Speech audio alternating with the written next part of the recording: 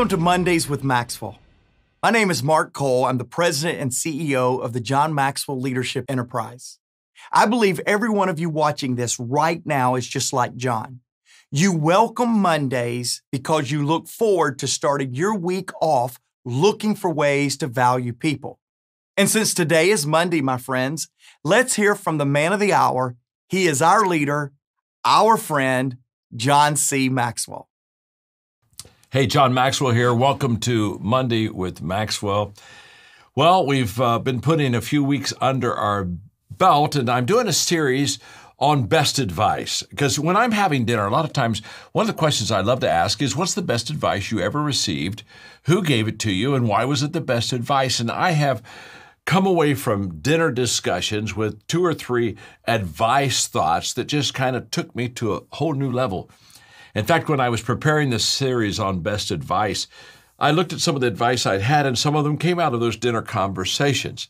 And so we're glad that you're here today. And let me just take a moment and review in our last 4 weeks. Let me just share with you some of the advice that I've shared. Just do this real quickly. It's kind of a review.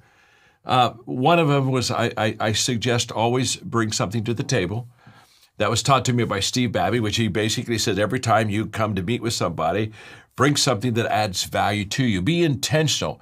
And I have found that was just great advice. Another one that I gave, and I think it was the very first lesson, is people need recognition, and give it to them. And not only give it to them, but give it to them abundantly. People love to be recognized. I do, you do, we all do. And then if you'll remember, in that second lesson or series on best advice, I had Ed Bastian, who the CEO of Delta Airlines, and we were playing golf on a golf course one time, and I was telling him about this, and I asked him what the best advice he would give. And we talked in that lesson about humility and the fact that humility is essential for leadership. That if you're going to be a good leader, you have to be a humble leader. You have to stay grounded. And Ed gave us so many good thoughts in that teaching. And then the next week, back to my advice, and I gave a couple. One from my brother Larry. Control your destiny by controlling your dollars, and that the fact that if you do it well, those dollars not only will help you to be generous with people, but if you do it well, those dollars will give you options, which really helps you to really form your life in a way that perhaps you want to.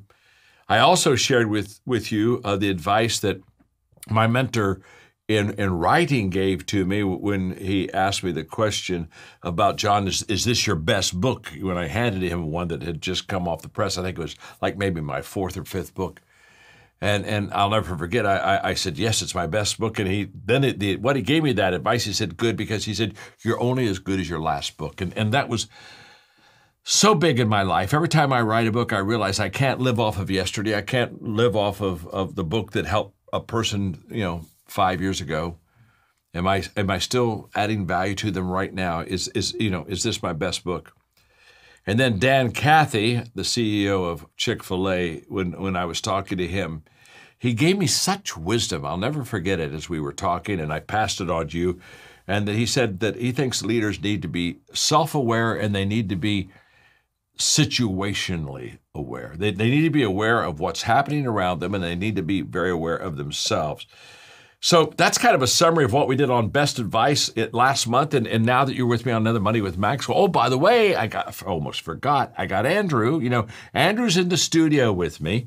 And by the way, not only is Andrew in the studio, I've got 4 of our John Maxwell Team coaches in the studio with me. So we got a big crowd here. We got 5 plus me, plus hundreds of thousands of you out there. And remember, Andrew has started giving advice, and he has such a great sense of humor. So every lesson you'll get an Andrew advice. And trust me, it'll probably be the one that you take home with you the most. And Andrew's advice to us this week is stay dry because sharks will only attack you if you're wet. What do you think about that, coaches, huh? I think, Andrew, come on, man. You're just going to take it home every week with us. And the ridiculous they always remember. You do understand that. And so when they say, well, what did John say on Money with Maxwell today? They'd say, well, I don't remember what John said, but Andrew said, if you stay dry, you know. Okay. So anyway, and Coach, it's great to have you with me. And today I'm going to share with you, I think I can get maybe three, and I'm going to try. I'm going to share with you three things on advice that I have lived with that were given to me. And the first one is that attitude is the difference maker. And this is an important lesson and advice that I received because I was still, I was just a sophomore in high school. And Coach Don Neff, I'll never forget, we're getting ready to start the season. And before the first game, in the last practice, he said that he was going to announce who the captain of the team was going to be. And I'll never forget that when he said that John Maxwell was going to be the captain of the team, I was shocked because I was only a sophomore and everybody was older basically than me. And we were all shocked. I mean, it's kind of like we thought for sure one of the seniors would be the captain. And so I'm sitting there on that floor in that Mill Street gym in Circleville, Ohio, and I'm just saying, I think he just said I'm the captain of the team. And then what Don Neff said, I'll never forget, he said the reason he's going to be the captain, he's not the best player on the team. He says he's a good player, but he's very young. But the reason he's going to be the captain is that he has the best attitude. And he wants desperately for all of us to do well and succeed. And he said it's his attitude that sets him apart in the team. And I can still remember what would I have been at that time, maybe 15 and a half, 16 max. I can still remember sitting on that floor and saying to myself, attitude is important. And little did I realize that many years later, I write a book on, attitude is the difference maker. But it reminds me of what John Wooden said one time when he said, you're not the best player on the team, but the team plays best when you're on it. And so attitude is so important.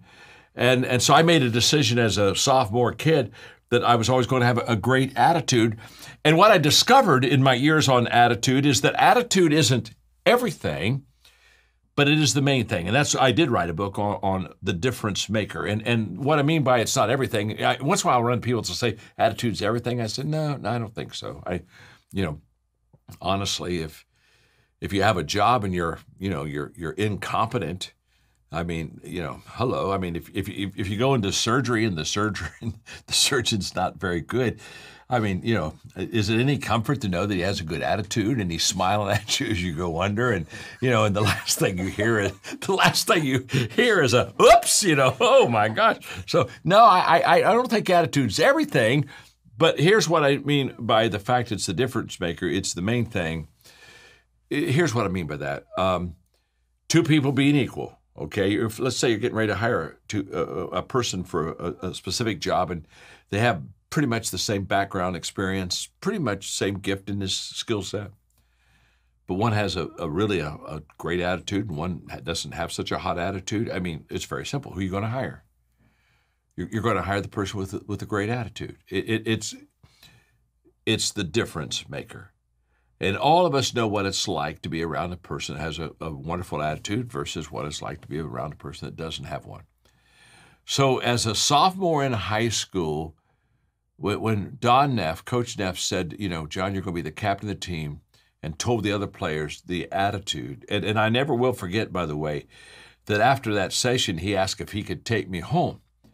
And so I said yes, and so he drove me home.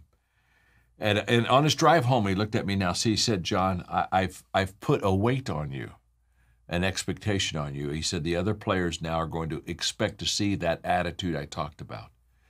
He said, don't ever let me down.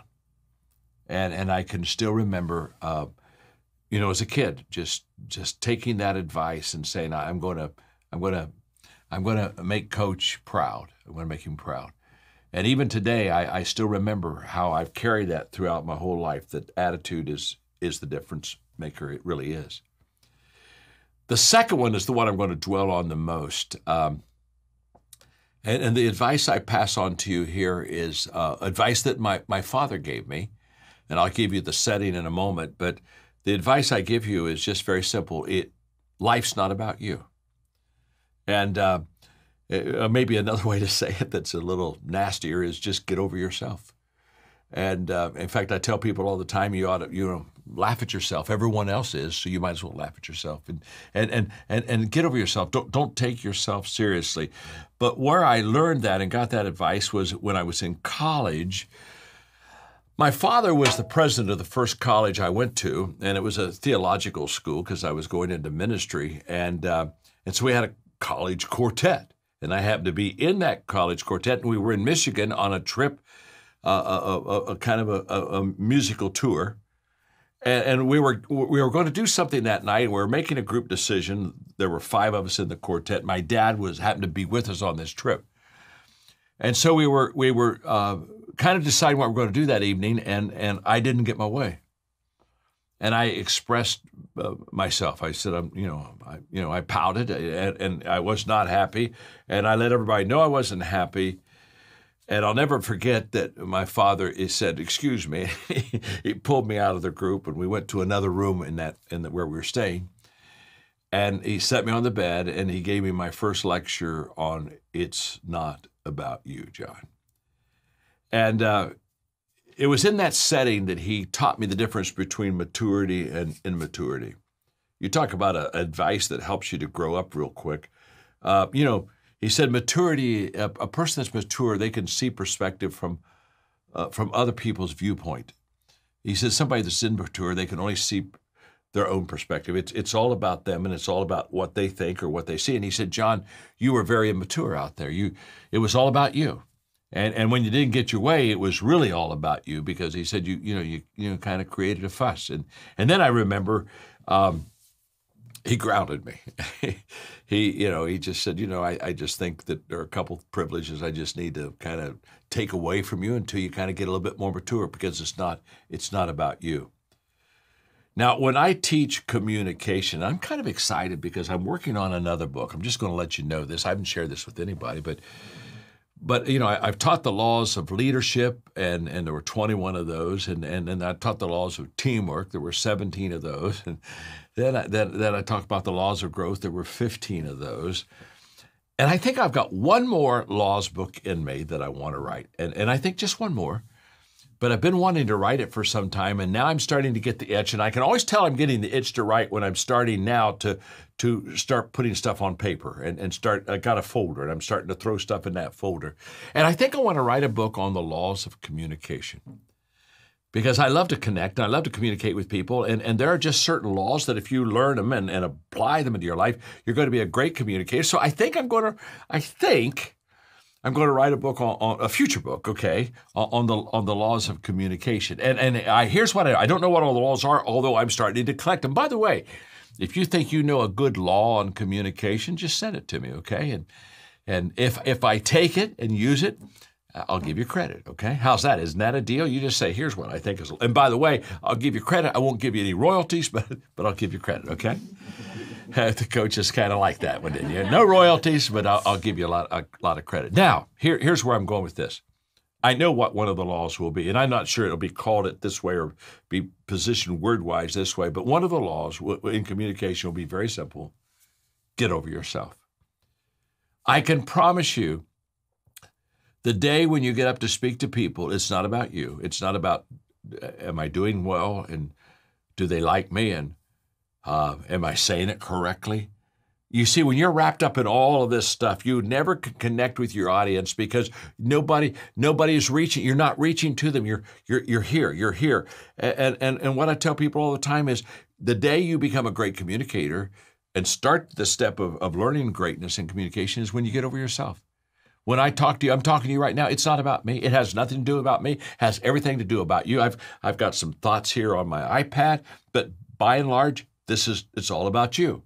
I was reading an article by Jerry Seinfeld, the great comedian, and it was very interesting, very insightful about comedy.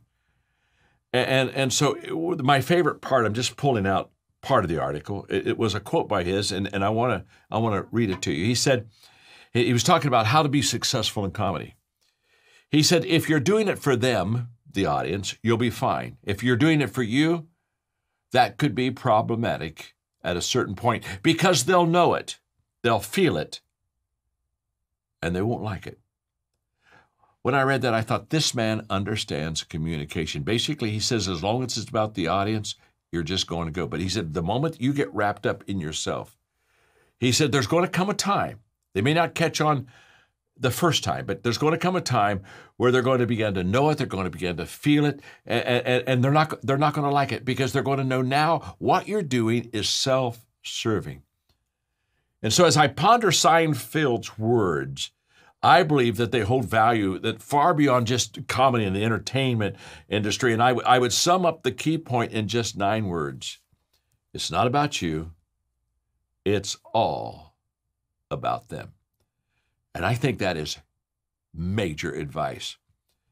You see, there's incredible power when you just focus on others. Again, my life was changed when I heard Zig Ziglar in my 20s say, as a leader, if you'll help people get what they want, they'll help you get what you want. All of a sudden, I realized I had to pivot, that I was saying, get on my leadership train, and it was all about me. And that day, Zig said, no, it's not about you, John. It's about others. And I walked out of there, and I said, okay, what Zig is teaching me, now what I'm passing on to you as far as best advice today is add value to people first. You be the first to help them.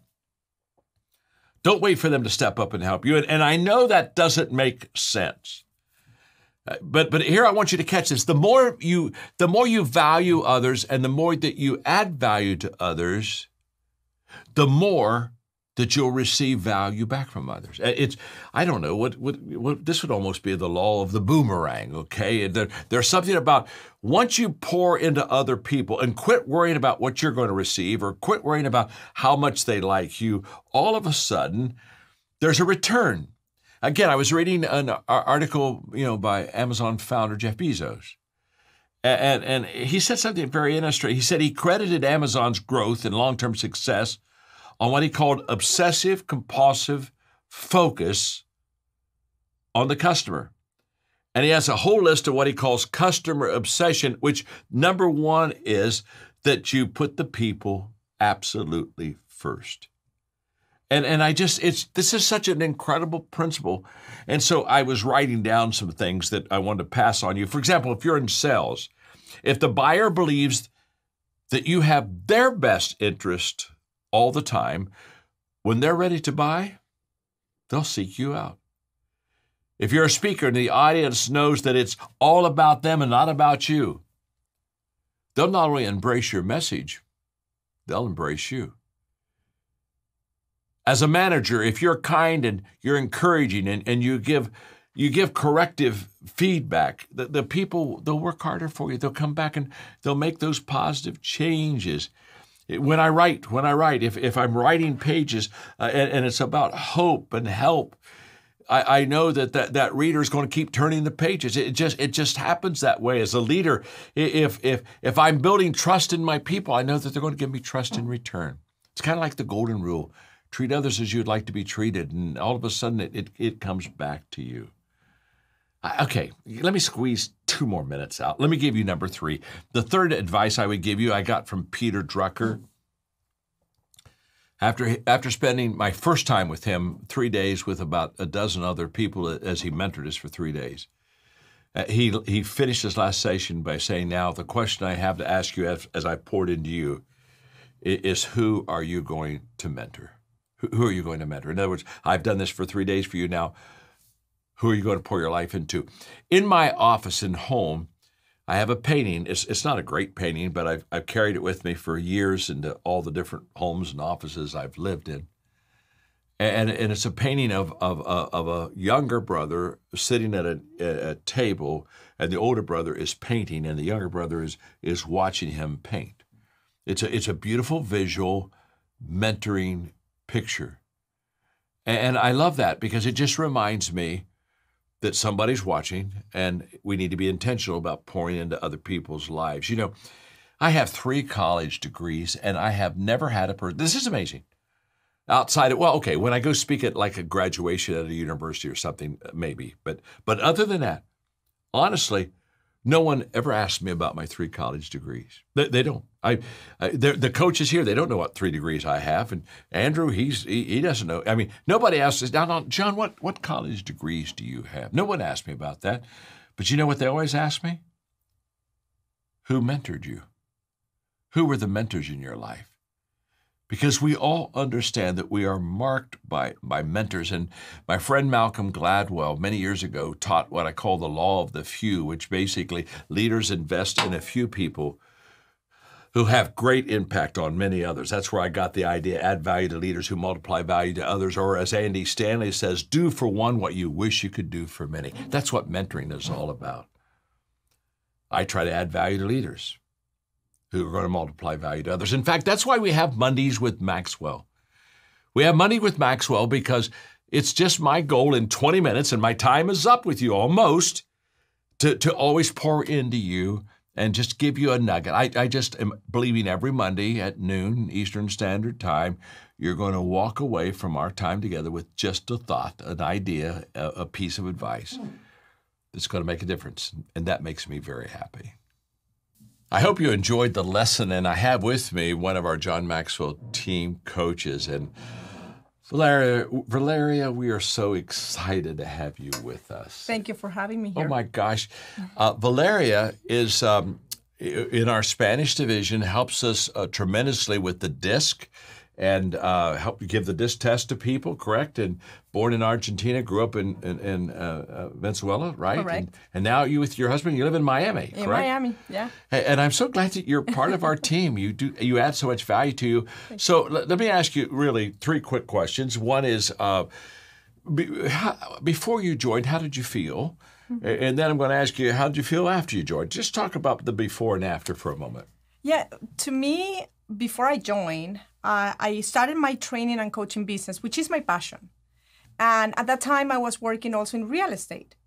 And I wanted kind of to start drifting away from real estate because I like real estate, but I love training and coaching. Sure. And then a friend of mine sent me a message about the certification program. And I have to be honest, at that time, I haven't read any of your books. Oh, come on. Valeria. I promise you, I didn't know. I'm so sorry. But then this is what happened. As soon as I went to your website and I saw the information, I thought, this is great. This is great. I don't know where this was before. Kind of like I didn't know why I didn't know it before. So I decided to join. And I decided to join because of the content, of the quality of the content, of the quality of who was delivering the content, right? That's the reason why I joined. But, when you say that, we follow the leaders because of the vision, but we stay with the leader because of the leadership. That's right. Right? That's exactly. So it was the same thing, right? I joined the team because of the vision, because I saw the content is great, the person leading the team is great, and I wanted that. But then when I went to the first certification event that I went in Orlando, I remember I was walking on the hallway and we met and we started a conversation. Mm-hmm. And then you said to me, I am so proud of you. And you said, you are the legs to my legacy. And then you kept going. And I was like, what? And then that night I called my husband and I said, I'm John's leg. And he said, there's some explanation here. He was like, what? That's so Yes. John told me that I'm one of his legs. Oh, I love that. And I was like, oh my God, this is so amazing. Yeah. Right? Well, you are. And this is what happened when I realized that, and I didn't hear you say that before. So to me was, I have a purpose. Yes. I have responsibility now.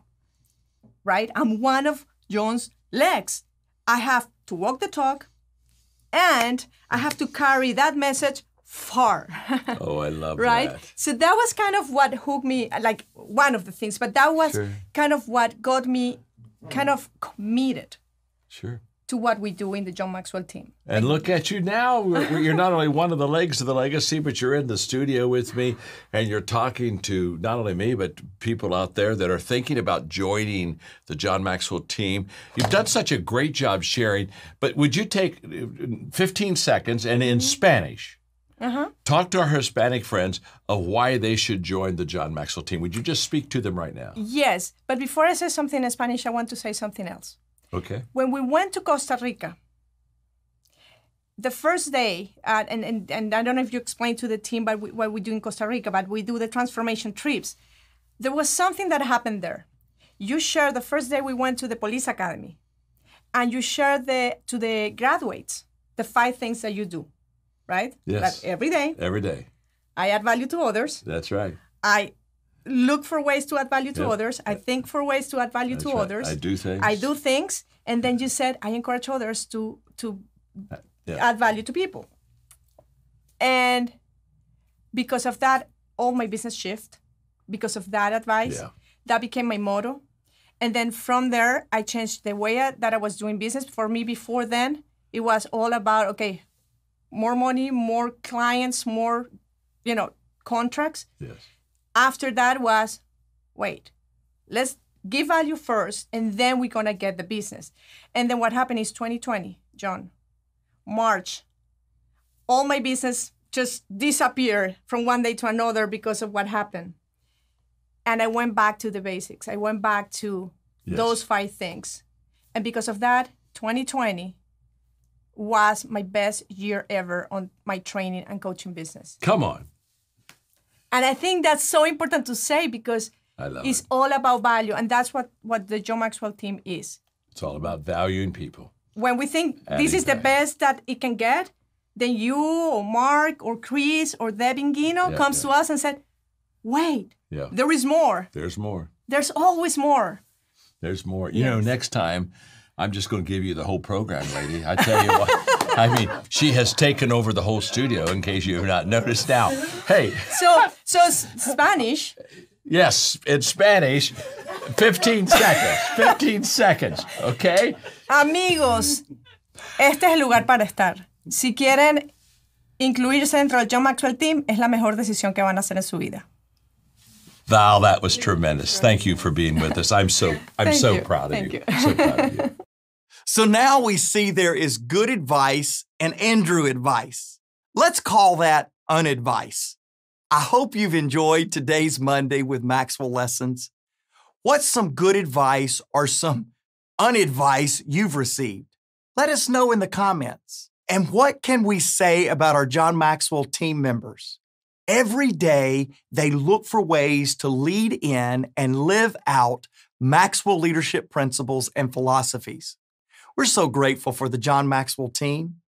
Each week, we'll feature a member or mentor from our team who will share their story and their journey with you. Why? Because we want you to see the real stories of difference makers, of value multipliers, and of possibilists. If you want to learn how you too can join John's team of difference makers, go to mondayswithmaxwell.com. Let me say that again. It's Mondays, plural, mondayswithmaxwell.com. Let us know how you saw Mondays with Maxwell and how you want to make a difference. Thank you again for watching today. We'll see you next week for another episode of Mondays with Maxwell.